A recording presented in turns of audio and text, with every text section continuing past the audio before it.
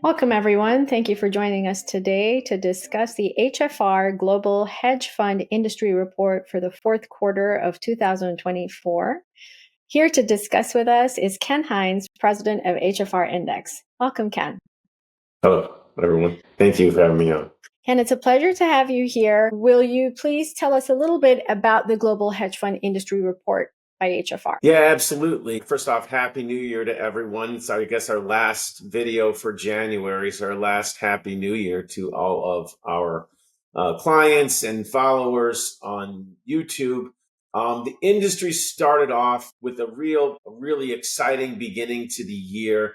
As everybody knows, the markets are very wrapped up in all of the sweeping changes that have really come to pass and that are beginning to be implemented by the Trump administration as it takes office. And the hedge fund industry is absolutely a big part of that. We saw strong performance to end the year. We're going to talk a little bit about that. We saw strong performance for the full year. And as we think about the full year in the hedge fund industry as it looks ahead to 2025, total industry capital has risen the fifth consecutive quarterly record. So it's not even a brand new trend. It's now 5 quarters in, but it surpassed a significant milestone, $4.5 trillion. We're going to talk a little bit about that. We've talked a lot about performance directional strategies. That's equity hedge and event driven, have led gains. They've led asset increases. That's where investors are allocating their capital, and they're expecting a lot of sweeping change from the new administration, new policies, lighter regulation, these things contributing to M&A.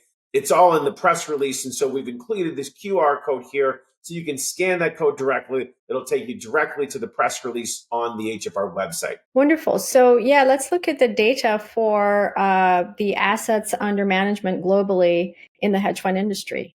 Yeah, you can see here, and this is obviously a very long time going back to the very beginning of the industry, but you can see just focusing on the recent years, we see when the industry assets eclipsed $4 trillion just a couple of years ago after a slight drop off. Then you saw a rise and then a significant jump, over $400 billion of asset increases for 2024. All right. So first and foremost, how is this industry growth reflected in our composite indices that are produced by HFR? Yeah, as I mentioned earlier, the directional strategies were really the leaders of performance so far. You can see that when we think about the year as a whole, and again, a lot of the year really happened in the month of November.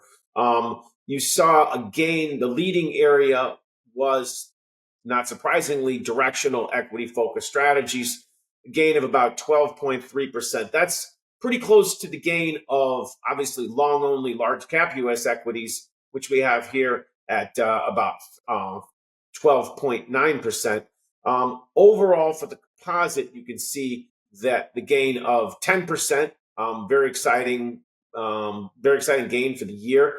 You can see other composites and then event-driven and relative value up 8.75% and about 8.9% for those two areas. And so really a pretty tight performance band led by the directional strategies in what has turned out to be a pretty decent performance year for the hedge fund industry.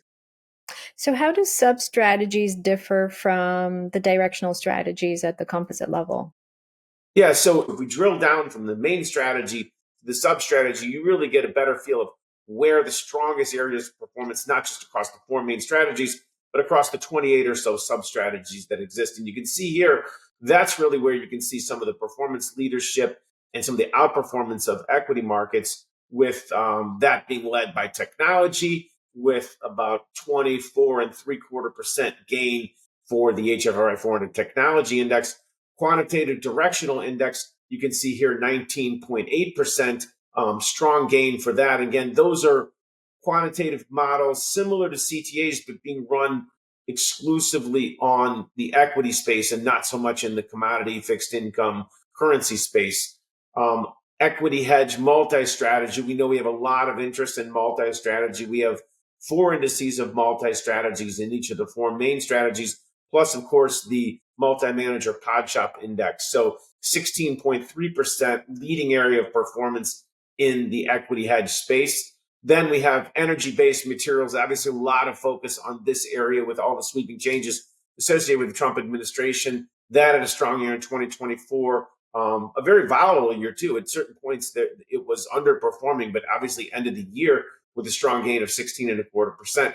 And then finally, we have another multi-strategy in the directional space, the event-driven HFR 500 multi-strategy gaining 15.9%. And again, all five of those areas, again, those are more areas of leadership at the sub-strategy level. You can see all of those outperforming U.S. equities as we show them here. 2024 was atypical for one particular strategy. Can you say more about that?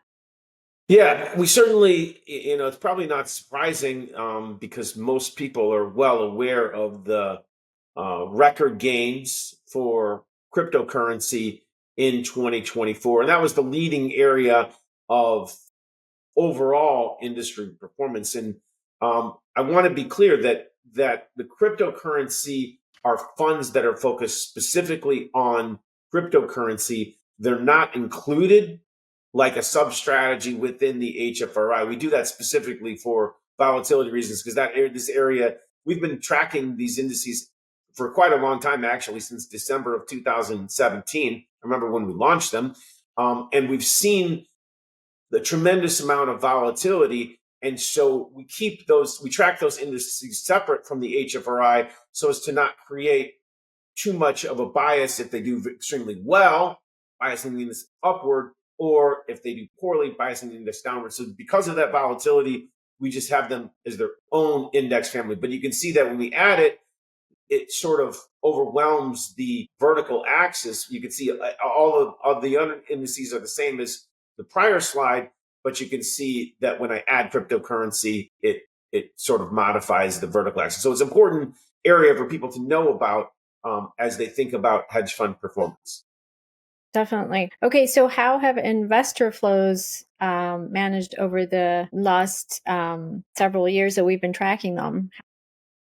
2024 was a good recovery year because the prior 2 years, obviously 2022 was a challenging year with some of the largest outflows we had seen going all the way back to 2016. And then we began to see about the middle of 2023, we began to see recovery. It still was a net outflow year for the whole year.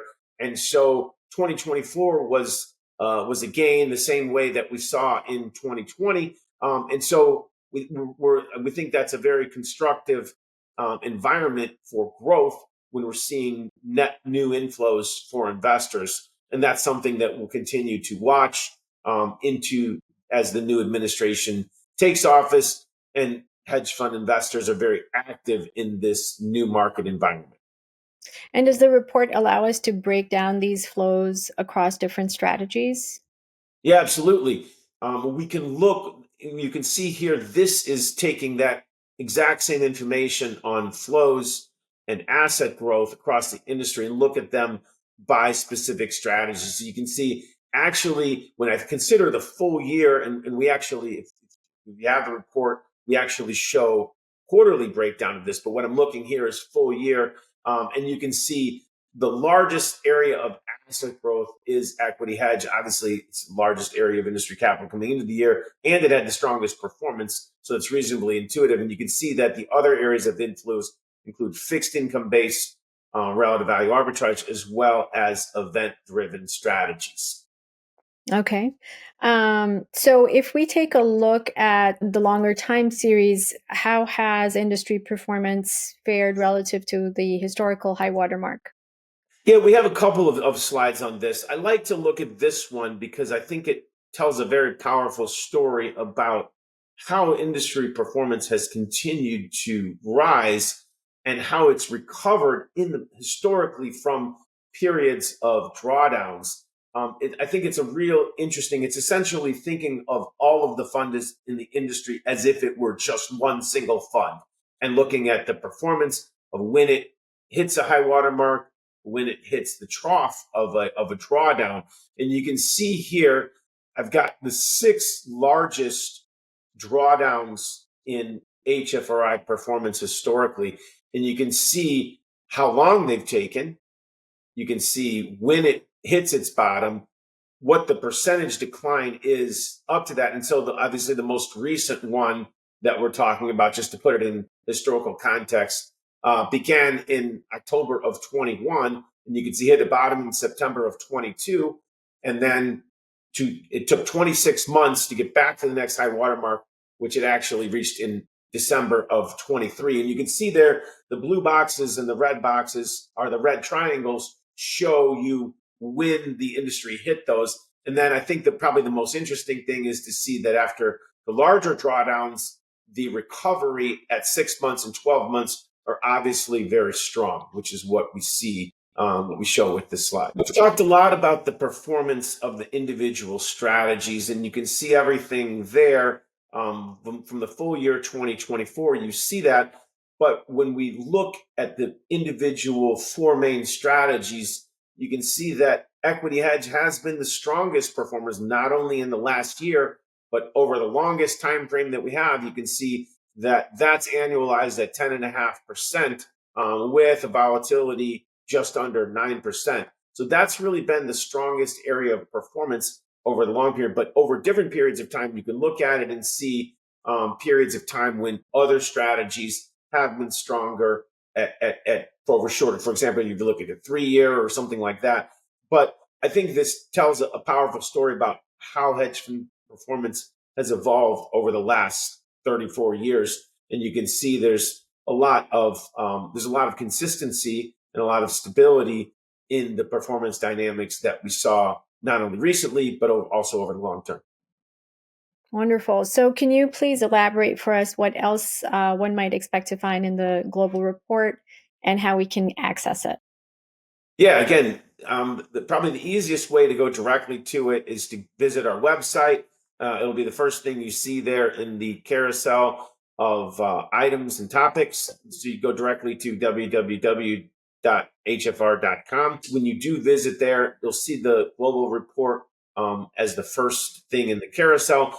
I'd also encourage you to download to access and download the investor guidebook. It really talks a lot about the use case and utility of all of the investable indices that we publish at HFR, over 500 indices actually. If you'd like to set up a call with me to discuss anything that you've seen in this video, anything you see in the report, any questions you have about the indices or things in the guidebook, you can email me directly, Ken Heinz, or email indices@hfr.com. Or, of course, if you're working with somebody at HFR, they can help put you in touch with me for sure. And then certainly if you're watching this video, we do regular performance updates and discussions of a press release on YouTube. Please subscribe to the channel and feel free to send us any questions that you have about the material that we cover, or things you'd like us to cover in future recordings, and we can try our best to answer those questions that you may have. So thanks for watching today, and we look forward to speaking with you next month. Happy New Year.